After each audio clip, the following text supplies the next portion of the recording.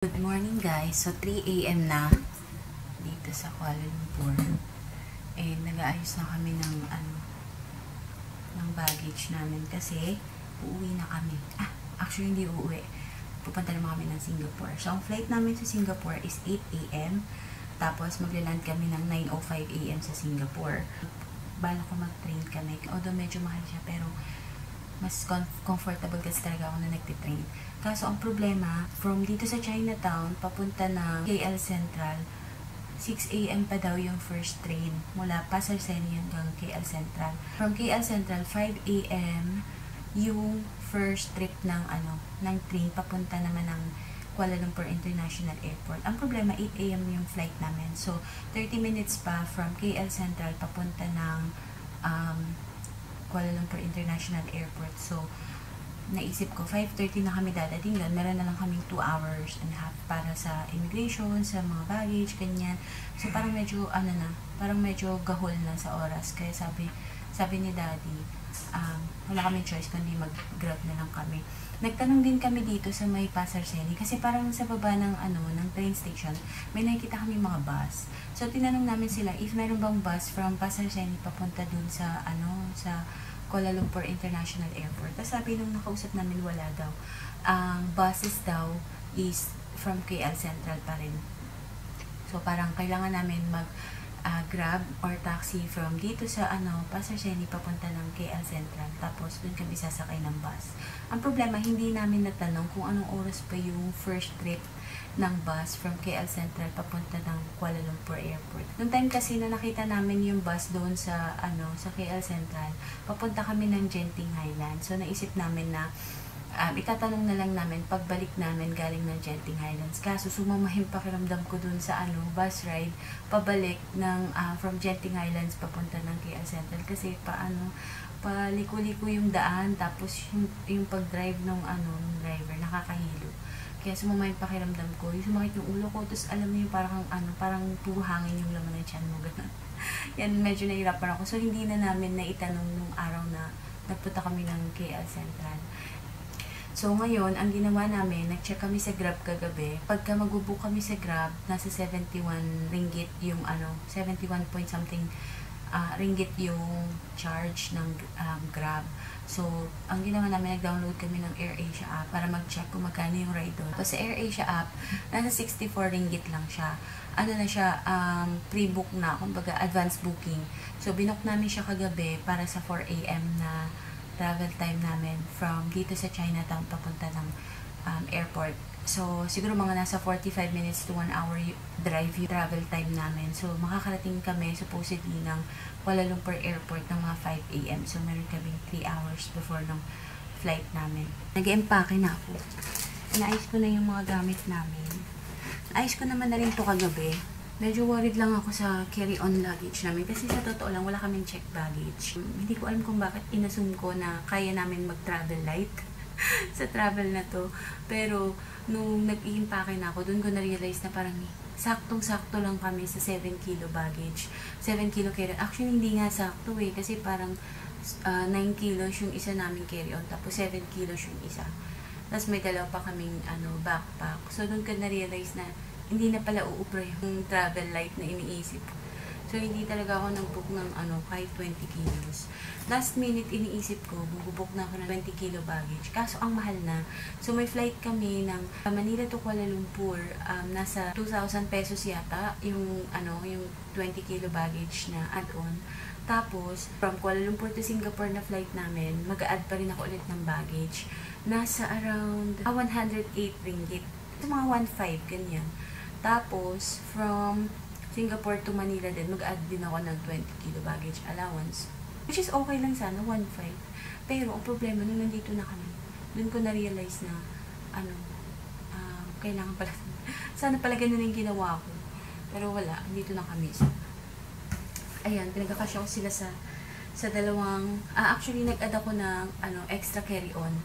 So, from Manila to Kuala Lumpur, nagbayad ako 900 plus para sa extra 7 kilo allowance. So, sabi ni AirAsia, dapat daw, yung maleta ko is 10 kilos. Tapos, may additional akong 4 kilo. Kasya sa sa ilalim ng seat. Papunta, kasi nag-asya kami sa 9 kilo na, 9.9 actually, yung bed namin na maleta. Puro damit lang yun. Ngayon, nag-add ulit ako ng extra carry-on. Nasa 900 plus din. 900 pesos. Dapat kasi ito 7 kilo lang. Mukhang 7 kilo naman siya. Ito naman, kailangan 10 kilos lang. Ito, bag ni Daddy. Magaan lang po actually. Siguro muna sa 1.5 lang ito. Ito, mga nabili namin pa sa lubong. So, hopefully, magkasya sila sa 21 kilos in total din naman talaga yung yung baggage allowance namin. Tapos, ito, binili ko sa Central Market. Ang cute diba? Tapos, open mo lang siya. Tadan! Ayan. Sobrang kita na ko sa kanya. Ayan. So, nag-ready na lang tayo. Na-pre-book na namin yung car ride namin. So, okay na din yun. Kailangan by 4 AM mapapa na kami.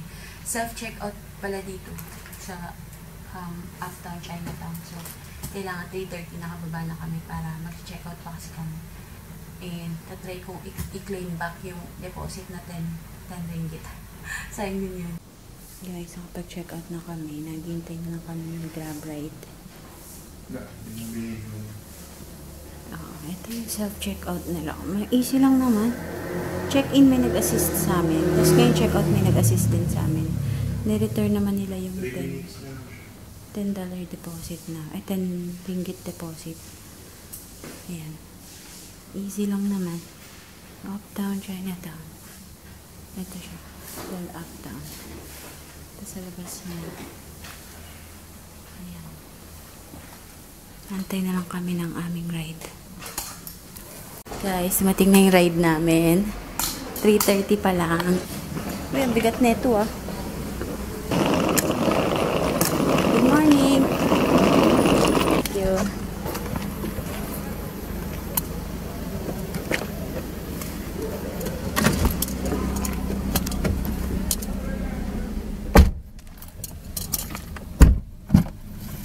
Nakasakay na tayo.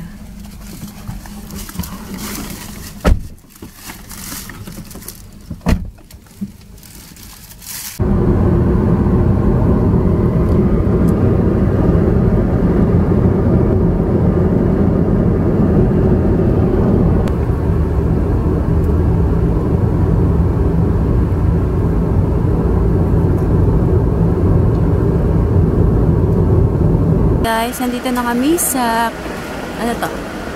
Kuala Lumpur International Airport, Terminal 2. So, dumaan kami sa toll gate. Sabi niya, 7.3 ringgit daw. And automatic na lang daw niya charge dun sa sa card namin na naka-attach sa AirAsia app. Yan, so, papunta na tayo doon. Yan, hanap lang kami ng kung saan kami pwedeng mag-weigh ng aming baggage to make sure na hindi kami lalagpas sa baggage allowance namin. Pero wait lang, tingin tayo dito. So, papunta tayo ng 8 AM. Ayun o, Singapore, AK0705. Open na. Ayan. AK0705, open. Okay, nakalagpas na kami ng immigration, guys. Tapos, yung naging process namin, nag-print lang kami ng boarding pass dun sa mga self-check-in counters nila. Ang galing nga dito kasi may self-check-in counter na sila, tapos meron din silang machine na nagpiprint na lang ng boarding pass mo. So, hindi mo na kailangan ng assistance ng mga ground crew. Tapos, ang nangyari sa amin, nung nag-print kami ng boarding pass, yung seats namin magkahiwalay. So, gitna kami ng, magkahilera siya, pero, nasa gitna kami. So, hindi kami magkatabi. So, ginawa namin, nagpunta kami doon sa ground crew. Tinanong namin kung pwede kami magpa-change seats. Tapos, sabi niya, pwede naman daw. Yun nga lang, kailangan ko magbayad. So, sabi ko, sige, how much ba? Kasi kung halimbawa 500 pesos lang naman, siguro baka pwede na. Kaso, sabi niya, since yung row namin is parang occupied na daw, kailangan namin lumipat, 2. And each person needs to pay 60 ringgit So, that's around 1,000 pesos. Kulang-kulang 1,000. So, 2,000 pesos para sa seats. So, sabi ko, wag na lang. Okay na yun. Hindi naman kailangan magkatabi. Hindi naman kailangan, wala namang mangyayari kung magkatabi kayo or hindi kayo magkatabi. So, sabi ko, sige, next time na lang. Wala kasi akong binok na seats. Wala akong binok na, pati yung baggage. Wala akong binok dito. As in, airfare lang. Yan, nakakaloka. Lesson learned na to mga sis. Kailangan next time mag-book na ako ng number 1 kong kinastressan talaga, baggage. As in. Tapos, ngayon, nakalagpas naman na kami sa ewan ko lang kung may mag-wait pa ng baggage dito. Sana wala na. Tapos, alam niyo ba mga sis? Eh di eto na.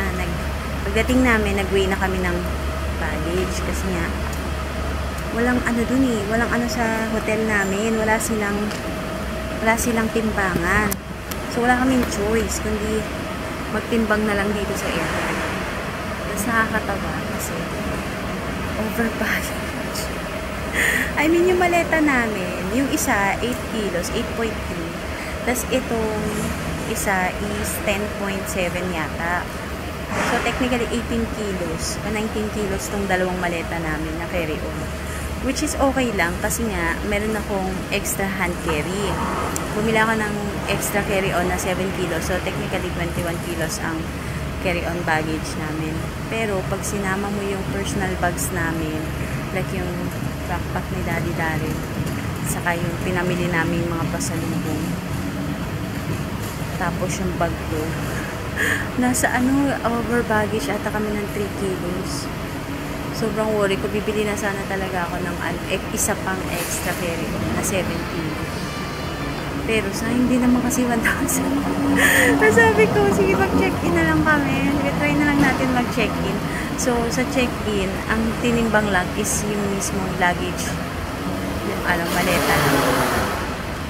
So, sobrang pagtitipid mo hindi ka na nag-book ng baggage. Yung personal bag ko, as in wallet lang laman nito, tsaka cellphone. Meron lang kasi kaming dalang backpack ni Daddy. Tsaka yung nabili namin mga chocolates. Pero mukhang magaan lang naman kasi paper bag nga. Hindi nga lang sure pag pinagsama-sama yung baggage niya. Over talaga. Pero, ewan ko. Hanggat hindi ako nakakasakay ng aeroplano, hindi ako mapapakali. Next time, mag-book na talaga ako ng check baggage. Nakakainis. Guys, mapo muna kami dito sa Macdo. Magkakape na kami sa kakakain. 5 AM pa lang, 8 AM pa yung flight. So, mahaba pa hours na. Ang aga pala ng Air Asia, Friday. Ang aga niya dumating, 3:30 pa lang, dumating na siya sa hotel. So, maaga rin kaming naka-alis mula hotel papunta dito sa airport. Kasi anticipate ko, 5 AM pa kami dadating. Pero 5 AM, tapos na kami sa boarding, sa check-in counters. So, ngayon sobrang aga pa namin. Kaya, tatambay muna kami dito sa Macdo. Kain muna kami, tapos namin na kami pupunta sa boarding gate. So, na-order natin. Yes, babe. Na-order natin. Ay, ito na pala. Okay. So, meron tayong ice mocha, hash brown, isang crispy chicken, muffin with egg. Ito babe. Ito sa akin. Crispy chicken and scrambled egg sandwich. Ano to? Chili. Ayan. Tapos, hot choco sa'yo, babe, diba? Total ng binayaran natin ay 35. Ayan, 35.70.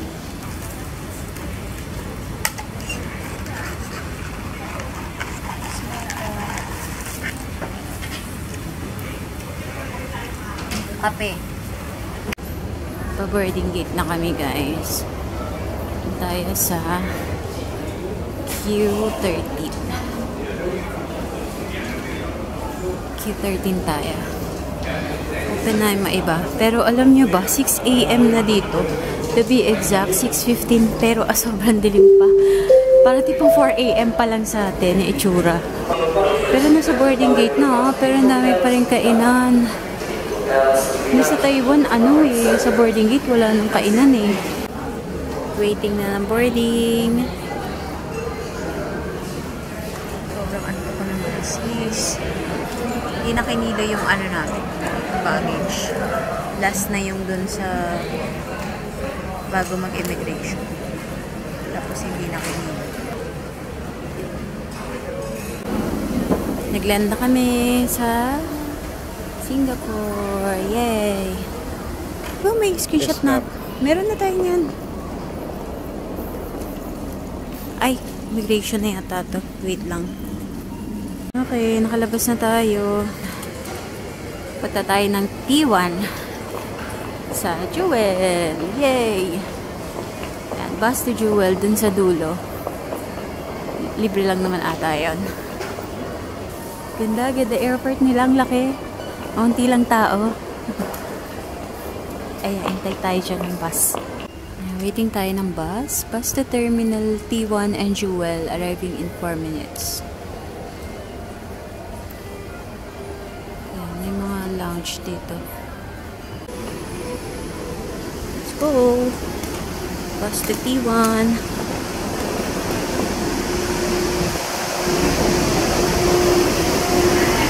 Bus to T1.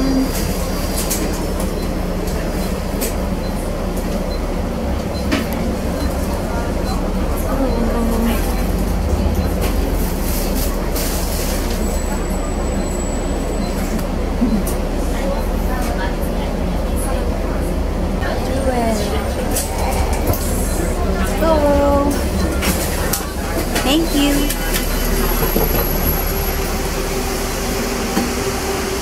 Nag-moist yung camera ko, be. Yung lens. Jewel, oo. Yan yung vortex. Ayan na. Ay, hindi pa naka-turn on. 10 AM pa magta-turn on.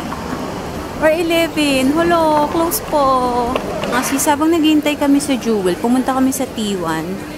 Tapos nag-claim kami doon ng SIM card. Doon banda. Ayan, doon sa Singtel. Magpapalit ka? Titingin kami ng exchange rate kasi may natira kaming 200 MYR pa. Tapos the rest is i-withdraw na lang namin. Sayang kasi sobra yung MYR na na-withdraw namin doon. 29.59 din. 29.59 MYR. Okay. So, ang gagawin natin ngayon is mag-withdraw. Withdraw tayo. Para may pera na tayo dun sa ano. Mag-withdraw muna kami. Andito kami sa T1. Tumawid lang kami. Habang wala pa yung Jewel. Hindi ko alam kung dito na kami magpapapalit or doon sa ano, sa Bugis. Pero siguro dito na lang. Ayan, wait lang. I-withdraw lang ako.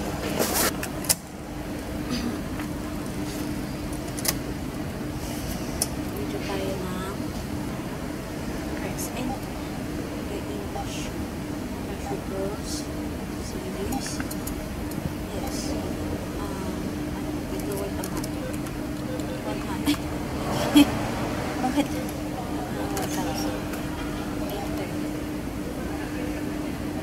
Withdrawal amount without conversion. Okay, bali lang po sa ano. Steve here. Ay, yay! Pero 250 lang. 100. Mamaya tingnan natin kung magkano nabawas sa Maya. Ito na, meron tayo 50, 250 lang. Tapos, ang gagawin natin, check natin sa Maya kung magkano yung nabawas sa ATM, ay sa ano natin. Magkano ang conversion nila. Maya. Bakit ang pera nila? So, 4,519.91. 4,519.91 divided by 100. 45.19 ang conversion. Yan mga sis, pinapalit na namin yung natira namin MYR. Meron kami natirang 220 yata. Ano sabi, babes? Ba yun? Ano daw? Magkano ang palit? 29. 29.59. So, meron tayong 65.10 ang ating natirang 220 MYR. Okay. Yan mga sis. Ditong Changi. Ay ang Vortex. Ay, Beo, meron din yung pinakamataas. O, tingnan mo. Ayun o. Nasa taas sila. Pero close ko eh. Yan.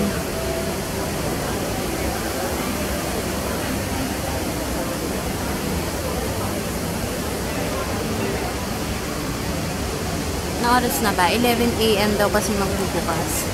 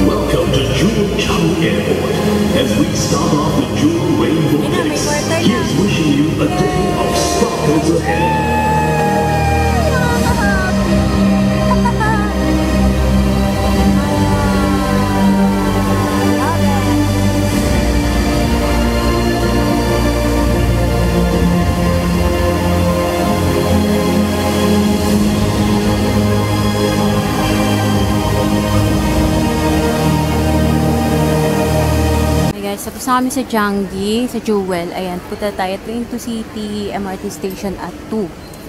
Punta doon, hanapin lang natin. Ayun o, Train to City. Akyat. Punta na kami sa hotel. Para iwan yung luggage. Tapos kakain na kami. Pag-akyat natin, ayan, sundan lang natin. Train to City, MRT Station at T2. Yan, papunta doon. By train.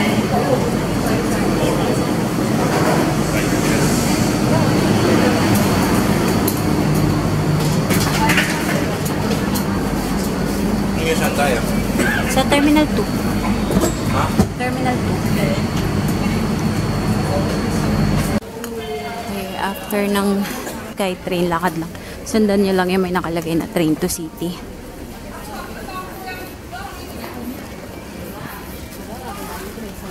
Okay, so galing tayo doon. Ito tayo ng train MRT to City. Ayun na, MRT bababa, babes.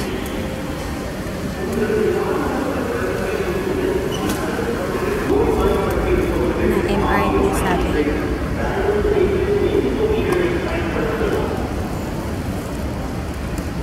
Okay, nandito na tayo sa loob ng Changi Airport MRT station. Sasakay tayo papuntang Tanah. Sakay tayo papuntang Tanah, tapos lilipat tayo ng Green Line. Tapos from Green Line, bababa tayo ng Bugis. Tapos walking distance na lang ang hotel doon. Magto-12 na pala. Okay, Tanah. Tuas Link. Papunta tayong, Tuas Link. East-West Line. Green Line. 8 stations to Bugis. So, dito tayo sa Tanah. Ayun, color blue. Tapos, dito tayo bababa. Please. Exit na kami ng train. Pupunta kami ng Beach Road. Dun yung hotel. So, nandito kami sa Bugis. Ayan, Beach Road. Diretso. Nakarating na tayo sa Snooze Hotel. Guys, so nakapag-check-in na kami. Ito yung door. Tapos pagpasok mo, ito yung restroom. Nasa loob si daddy eh. Tapos, ito na siya. Ayan. Film ko cabinet. Tapos, yan, dalawa yung bed. Ayan na, tapos TV. Yan lang siya. Ito pala AC. Okay. Yan na siya. Bed, 2 beds. 2 single beds. Naisip ko kasi tutulog lang naman kami. Hindi man namin kailangan ng malaking rooms. And overnight lang naman talaga kami dito. Gagaling lang namin sa Maxwell. sobrang dami ng tao doon nagpunta kami. Tapos, medyo nahirapan pa kami papunta kasi galing kami sa Green Line dito sa Bugis. Naglakad pa kami ng siguro mga nasa 500 meters yata. Buti na lang, hindi umuulan. Maampon lang nung time na naglalakad kami. Tapos, nung kumain na kami, sobrang lumakas na yung ulan habang kumakain kami.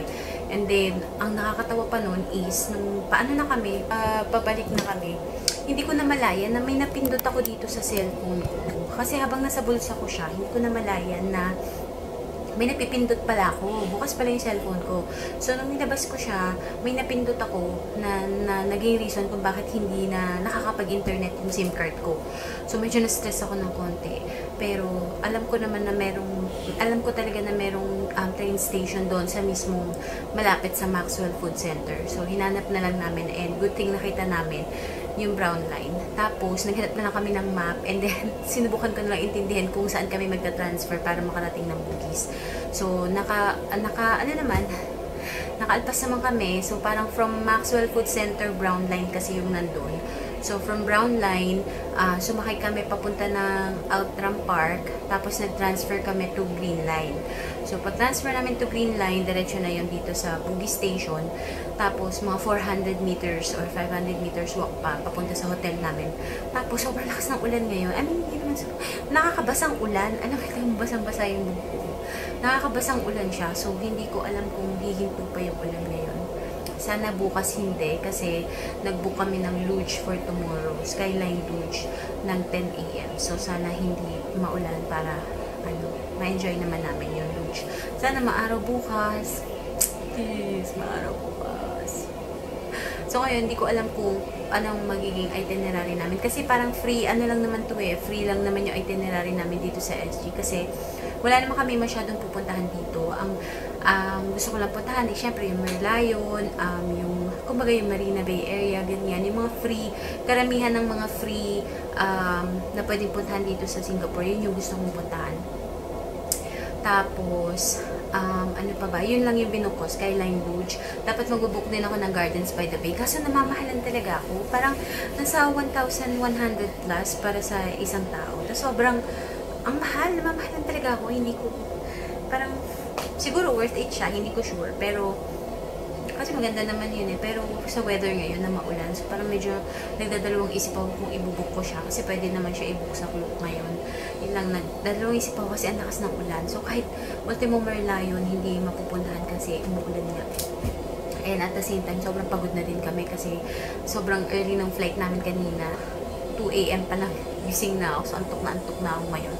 So yun, depende na bukas kung ano yung mga kaya namin puntahan. Pag check-in pala namin dito sa Snooze Hotel at Bugis, naghingi sila ng 50 Singapore dollar na security deposit. Tapos, ma-refund naman daw yun upon check-out. Ang check-in time nila is 2 p.m. and then ang check-out time nila is 11 a.m. If ever hindi daw kami nag-check-out by 11 a.m., charge nila agad kami ng $25. So, bukas maaga rin naman talaga kami mag-check out kasi nga pupunta kami ng Sentosa Island. So, doon kami magsistay. Tapos, iwan lang namin yung gamit namin. Sabi na ni Daddy, paano daw yun, saan daw kami magsistay throughout the day. Sabi, wala, ikot-ikot lang tayo. Ikot-ikot lang tayo around Singapore. Magpapakapagod lang kami kasi bukas, last full day na namin. And then, sa gabi noon, 2 a.m., the next day yung flight namin. So, siguro mga 9 p.m. pupunta na kami ng airport. Tapos, doon na kami tatambay. So, from siguro 8 a.m. So, mga 8 a.m.-ish, ganyan. Pupunta na kami ng Sentosa. Tapos, luge. Tapos, syempre, mga ano pang pwede namin puntahan. So, yun lang. Wala naman kami masyadong itinerary dito sa Singapore. And, truly, ginawa ko lang naman siya. Kumbaga, side trip lang talaga namin itong Singapore. Wala akong plano magtagal dito ng mga 2 days, ganyan. Kasi nga, I mean, technically 2 days kami dito. Pero, 1 night lang. 2 days, 1 night lang kami. Wala akong plano magtagal kasi nga, medyo mahal. Dahil Kuala Lumpur talaga yung gusto kong puntahan this year. So, ayun, I will end this vlog. Thank you so much for watching. Please subscribe to our YouTube channel, Darrell